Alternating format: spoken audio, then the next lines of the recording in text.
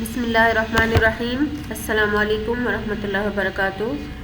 Subject اسلامیات، ٹھیک ہے، class 8 کے لیے، ٹھیک ہے نا، یونٹ 1، ٹھیک ہے، یعنی پہلا چیپٹر جو ہے، ٹھیک ہے، اور لیکچر 1 یعنی پہلا مضمون جو ہے آپ لوگوں کا. اب دیکھیے یہ آپ لوگ کی اسلامیات کی کتاب ہے، سلسلہ نمبر 8، ٹھیک ہے نا. اس سے پہلے آپ لوگ سلسلہ نمبر 6 پڑھ چکے ہیں 6 جماعت میں، سلسلہ نمبر 7 پڑھا ہے 7ویں جماعت میں، اور ابھی جو آپ لوگ پڑھ رہے ہو وہ ہے سلسلہ نمبر 8 برائے جماعت ہشتم، ٹھیک ہے، یعنی 8 جماعت کے لیے.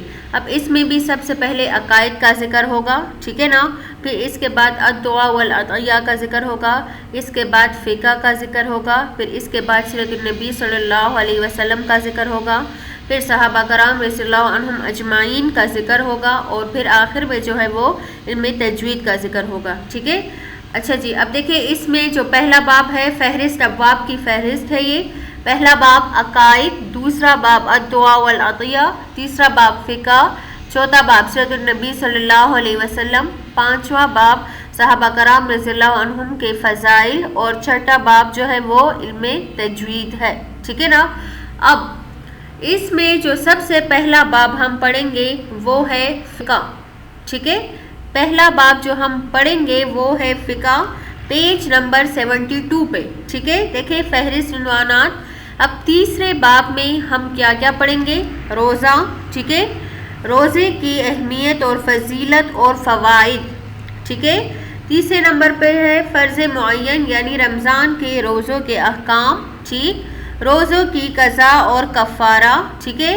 پھر وہ چیزیں جن سے روزہ ٹوٹ جاتا ہے، ٹھیک ہے، اعتکاف، صدقہ فطر، پھر زکوٰۃ کا نصاب، مصارف زکوٰۃ، حج، عمرہ، قربانی اور عقیقہ.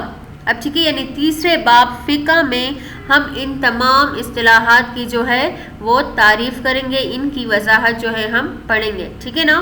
اب سب سے پہلے جس کا بیان ہے وہ ہے روزہ، ٹھیک ہے. اب دیکھیں روزہ جو ہے اسلام کا بنیادی چوتھا رکن ہے، ٹھیک ہے. روزے کو عربی میں صوم کہتے ہیں، ٹھیک ہے نا، اور لغت میں صوم کسی چیز سے رکنا یا چھوڑ دینا، ٹھیک ہے. اب روزہ دار کو صائم بھی کہا جاتا ہے، ٹھیک ہے. اب دیکھیں روزے کی فرضیت کہاں قرآن کریم سے بھی ثابت ہے، حدیث میں بھی آیا ہے، اور اجماع امت سے بھی اس کی وضاحت ہو چکی ہے. اب سب سے پہلے روزے کی فرضیت قرآن سے کیا ہے؟ یا ایھا الذین آمنوا کتب علیکم الصیام کما کتب علی الذین من قبلکم لعلکم تتقون. مومنو تم پر روزے فرض کیے گئے ہیں جس طرح سے پہلے لوگوں پر روزے فرض کیے گئے تھے تاکہ تم پرہیزگار بن جاؤ، ٹھیک ہے. اس آیت سے یہ بھی معلوم ہوا کہ پچھلے امتوں پر بھی روزے جو کیا تھے، فرض کیے گئے تھے، ٹھیک ہے. روزے کی فرضیت کا ثبوت دلیل جو ہے وہ حدیث سے بھی ثابت ہے.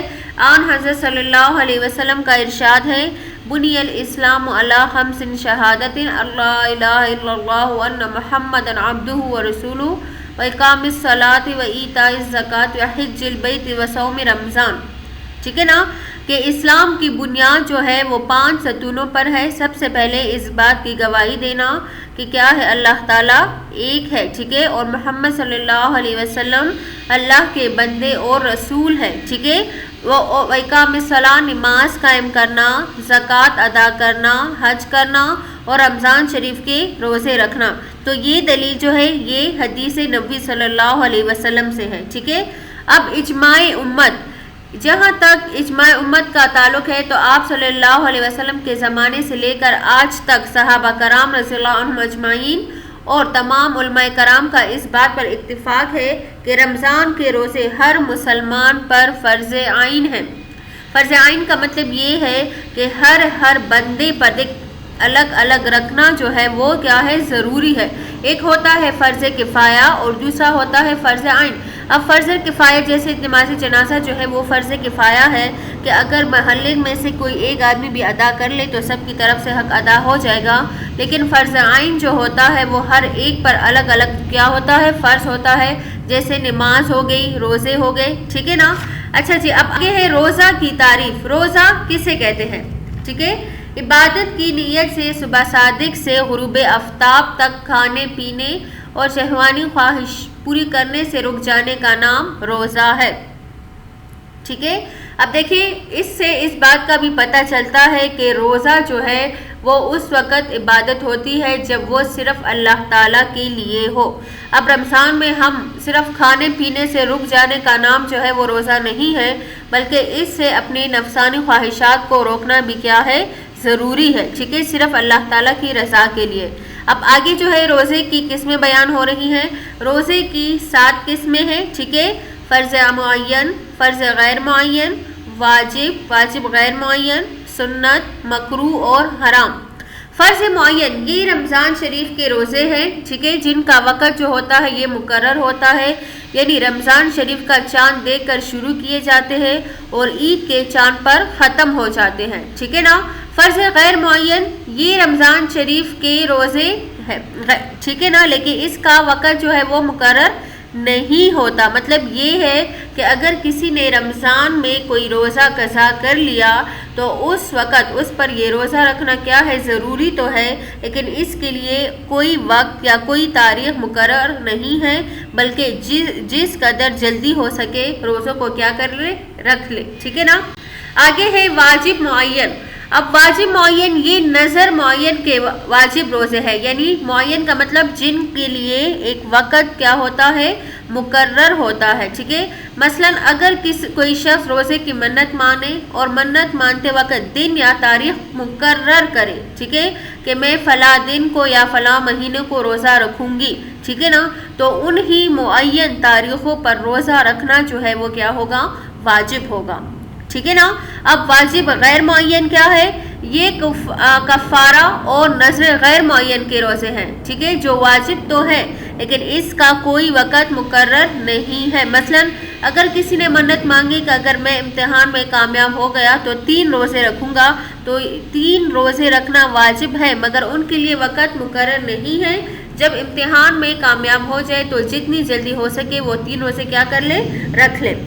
اگلی قسم جو ہے وہ ہے سنت. وہ روزے جو حضور اکرم صلی اللہ علیہ وسلم نے رکھے یا ان کے رکھنے کی ترغیب دی. ٹھیک ہے نا. اور وہ فرض اور واجب نہیں ہے، سنت روزے کہلاتے ہیں. ٹھیک ہے. سنت کا مطلب تو وہی ہے کہ حضور اکرم صلی اللہ علیہ وسلم کے قول اور فعل کو کیا کہتے ہیں، سنت کہتے ہیں. اب یہاں پر ان روزوں کا بیان ہے کہ جو حضور اکرم صلی اللہ علیہ وسلم نے خود رکھے یا ان کے رکھنے کی تاکید فرمائی. اس میں سب سے پہلے جو ہے عاشورہ کے 2 روزے، یعنی محرم کی 9 اور 10 یا 10 اور 11 تاریخ کے روزے رکھنا کیا ہے، سنت ہے. حضور اکرم صلی اللہ علیہ وسلم نے اس کی رکھنے کی کیا کی ہے، ترغیب دی ہے. ٹھیک ہے. آگے ہے عرفہ کا روزہ، یعنی ذی الحجہ کی 9ویں تاریخ کا روزہ ان لوگوں کے لیے سنت ہے جو حج نہیں کر رہے. ٹھیک ہے نا. یعنی حج کرنے والوں کے لیے سنت نہیں ہے بلکہ عام لوگوں کے لیے کیا ہے، یہ سنت ہے. پھر آگے جو ہے ایام 20، یعنی ہر اسلامی مہینے کے 13ویں، 14ویں اور 15ویں تاریخ کے روزے رکھنا. اس کی بھی حضور اکرم صلی اللہ علیہ وسلم نے کیا کی ہے، ترغیب دی ہے. ٹھیک ہے. پھر آگے جو ہے وہ ہے ماہ شوال کے 6 روزے، یعنی عید کے بعد شوال کے مہینے میں 6 روزے رکھنا. یہ بھی حضور اکرم صلی اللہ علیہ وسلم کی سنت ہے. ٹھیک ہے. آگے ہے پیر کے دن کا روزہ. پیر کے دن کا روزہ بھی کیا ہے، سنت ہے. ٹھیک ہے. پھر جمعرات کے دن کا روزہ بھی کیا ہے، سنت ہے. اب مکروہ روزے وہ ہوتے ہیں کہ جن کو رکھنا جائز نہ ہو. ٹھیک ہے نا. فقط ہفتے کے دن کا روزہ رکھنا جو ہے وہ جائز نہیں ہے، کیونکہ ہفتے کے دن جو ہے یہودی روزہ رکھتے تھے. ٹھیک ہے. اس لیے اس کو مکروہ کا قرار دیا ہے. اگر ایک دن ملا کر جمعہ اور ہفتہ روزہ رکھے یا ہفتہ اتوار روزہ رکھے تو یہ مکروہ نہیں ہوگا. ٹھیک ہے نا. صرف 10ویں محرم کا روزہ رکھنا بھی جو ہے وہ جائز نہیں ہے. مجوسیوں کا قومی تہوار کا روزہ رکھنا بھی جائز نہیں، اور عورت کا شوہر کی اجازت کے بغیر نفل روزہ رکھنا بھی جائز نہیں ہے. حرام روزے. اب سال بھر میں 5 دن کے روزے حرام ہیں، یعنی جن کو حرام قرار دیا ہے روزے رکھنا بالکل جائز نہ ہو. اس میں سب سے پہلے عید الفطر کے دن، ٹھیک ہے، روزہ رکھنا کیا ہے، حرام ہے، کیونکہ عید الفطر کا دن جو ہوتا ہے یہ اللہ تعالیٰ کی طرف سے مسلمانوں کے لیے ایک نعمت ہوتی ہے، ایک تحفہ ہوتا ہے، ٹھیک ہے نا، تو اس دن بھی روزہ رکھنا کیا ہوتا ہے؟ حرام ہوتا ہے۔ آگے ہے عید الاضحیٰ کے دن، ٹھیک ہے، اور ایام تشریق یعنی 11ویں 12ویں اور 13ویں ذوالحجہ کے روزے رکھنا بھی کیا ہے؟ حرام ہے، ٹھیک ہے۔ اب روزے کی فرضیت حدیث، قرآن اور حدیث سے ہم نے پڑھ لی، روزے کی اقسام بھی ہم نے پڑھ لیے، ٹھیک ہے نا۔ اب آگے ہے روزے کی اہمیت، فضیلت اور فوائد کے بارے میں ہم پڑھیں گے کہ اب دیکھیے اہمیت کا اندازہ تو اس بات سے بھی لگایا جا سکتا ہے کہ اس سے پہلے امت جتنی بھی گزر چکی ہیں ان پر اللہ تعالیٰ کی طرف سے روزے فرض کیے گئے تھے، جیسے قرآن کریم میں آتا ہے کہ یا ایھا الذین آمنوا کتب علیکم الصیام کما کتب علی الذین۔ اب اس آیت میں یہ بھی واضح ہو چکا ہے کہ اس سے پہلی امتوں پر بھی کیا تھے؟ روزے جو ہے وہ فرض کیے گئے ہیں، ٹھیک ہے نا۔ اب دیکھیں اب روزے کی فضیلت کیا ہے؟ روزہ رکھنے کی بہت سی فضیلتیں ہیں، ٹھیک ہے نا۔ دیکھیں قرآن اور حدیث میں رمضان مبارک کے روزے رکھنے کے بے شمار فضائل بیان ہوئے ہیں، جیسے اللہ تعالیٰ نے روزے کی فرضیت کو تقویٰ کے حصول کا ذریعہ قرار دیا ہے، کیونکہ قرآن کریم اور رمضان المبارک کے روزوں کا آپس میں ایک گہرا تعلق ہے، ٹھیک ہے۔ حضرت ابو ہریرہ رضی اللہ تعالیٰ عنہ فرماتے ہیں کہ رسول اللہ صلی اللہ علیہ وسلم نے فرمایا جب رمضان آتا ہے تو رحمت کے دروازے جو ہے وہ کھول دیے جاتے ہیں اور جہنم کے دروازے بند کر دیے جاتے ہیں اور شیاطین کو زنجیروں میں جکڑ دیا جاتا ہے، ٹھیک ہے نا۔ ایک اور حدیث میں آتا ہے کہ آپ صلی اللہ علیہ وسلم نے فرمایا ہر نیک عمل کا ثواب زیادہ کیا جاتا ہے، ایسے کہ ایک نیکی کا ثواب 10 سے 700 گنا تک بڑھایا جاتا ہے، اور اللہ تعالیٰ فرماتے ہیں کہ روزہ میرے لیے ہے اور میں ہی اس کا اجر دوں گا، ٹھیک ہے۔ اب رمضان المبارک کے مہینے میں ہر نیک عمل کا ثواب 10 گنا سے بڑھا کر 70 گنا کر دیا جاتا ہے۔ ایمان اور احتساب سے رکھے ہوئے روزوں کے باعث پچھلے تمام گناہوں سے معافی مل جاتی ہے، ٹھیک ہے۔ اب یہاں پر ایک حدیث ہے کہ کیا ہے کہ حدیث آپ صلی اللہ علیہ وسلم نے فرمایا ان فی الجنت بابا یقال لہ الریان، ٹھیک ہے نا، کہ جنت میں ایک دروازہ ہے، ٹھیک ہے، جس کو ریان کہا جاتا ہے اور اس سے روزہ دار قیامت کے دن داخل ہوں گے، اس کے سوا کوئی داخل نہیں ہوگا، پر جب وہ داخل ہو چکے ہوں گے تو اس کو بند کر دیا جائے گا اور اس کے سوا کوئی بھی اس میں داخل نہیں ہوگا۔ ایک اور حدیث میں آتا ہے کہ من صام رمضان ایمان و احتسابا غفر لہ ما تقدم من ذنبہ، جس نے رمضان کا روزہ پختہ یقین اور اخلاص کے ساتھ رکھا اس کے گزشتہ گناہ جو ہے وہ معاف کر دیے جائیں گے۔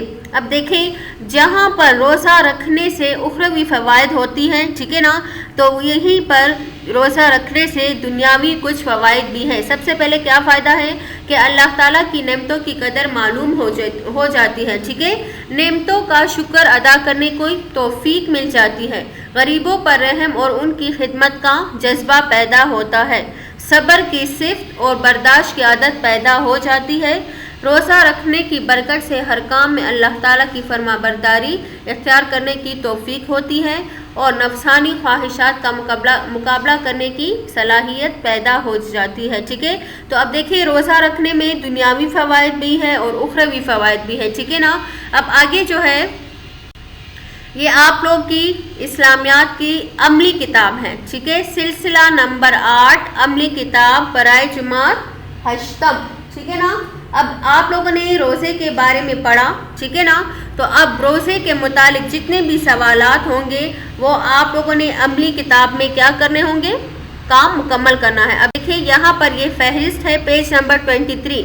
سب سے پہلے جو ہے فرض معین یعنی رمضان کے روزے کے احکام، ٹھیک ہے، وہ چیزیں جن سے روزہ ٹوٹ جاتا ہے، پھر اعتکاف، صدقہ فطر، زکوٰۃ، حج اور عمرہ، قربانی اور عقیقہ، ان تمام فہرست میں موجود جتنے بھی مضامین ہیں ان سب کا کام جو ہے وہ آپ لوگوں نے عملی کتاب کے 3 باب میں کرنا ہوگا، ٹھیک ہے نا۔ اچھا جی، اب یہاں پر جو ہے سب سے پہلا سوال جو ہے روزہ کی تعریف بیان کریں، ٹھیک ہے، اور قرآن و حدیث کی روشنی میں روزہ کی اہمیت، فضیلت اور اس کے فوائد و ثمرات پر ایک مضمون لکھیں، ٹھیک ہے۔ اب اس سوال کا جواب جو ہے وہ آپ لوگ کو سینڈ کر دیا جائے گا، پھر آپ لوگوں نے اس کا جواب جو ہے وہ آپ لوگوں نے اپنے لیے ایک کاپی لینی ہے، ٹھیک ہے، یہ لانگ کویسچن جو ہے یعنی تفصیلی سوالات کے جوابات آپ لوگوں نے ایک کاپی میں کرنے ہوں گے، اور باقی جتنے سوالات ہیں مختصر وہ آپ لوگوں نے عملی کتاب میں کرنے ہوں گے، لیکن یہ تفصیلی سوالات کے جوابات آپ لوگوں نے ایک کاپی میں کرنے ہیں، ٹھیک ہے۔ تو اب اس سوال کے لیے اور آگے جتنے بھی سوالات آئیں گے ان کے لیے آپ لوگوں نے ایک کاپی لے کر اس میں یہ کام مکمل کرنا ہے۔ اس کا جواب جو ہے ہم آپ لوگ کو سینڈ کر دیں گے، تو پھر آپ لوگ وہی سے اپنا کام جو ہے وہ مکمل کر لیجیے گا، ٹھیک ہے بیٹا۔ آگے ہے سوال نمبر 2، دیے گئے بیانات کے صحیح یا غلط ہونے کی نشاندہی کریں، ٹھیک ہے نا، اور غلط ہونے کی صورت میں صحیح جواب بھی تحریر کریں۔ اب اگر آپ لوگ کے پاس دو آپشن ہے، صحیح غلط، صحیح بیان، اگر آپ لوگ کو لگتا ہے کہ یہ صحیح ہے تو ٹھیک ہے، لیکن اگر آپ لوگ کو لگتا ہے کہ یہ غلط ہے تو غلط لکھ کر اس کا صحیح جواب بھی آگے کیا کریں، تحریر کریں۔ جیسے کہ ہے رمضان المبارک کے روزے فرض معین ہے، تو یہ کیا ہے، یہ صحیح ہوا، ٹھیک ہے۔ پھر آگے ہے فرض غیر معین ان روزوں کو کہتے ہیں جن کا وقت مقرر ہے، یہ غلط ہے، وقت مقرر نہیں ہے، ٹھیک ہے۔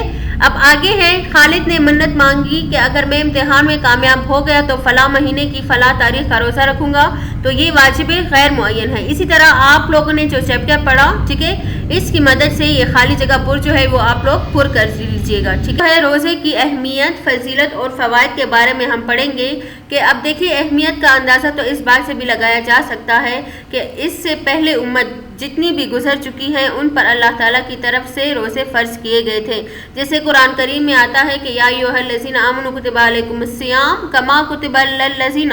اب اس آیت میں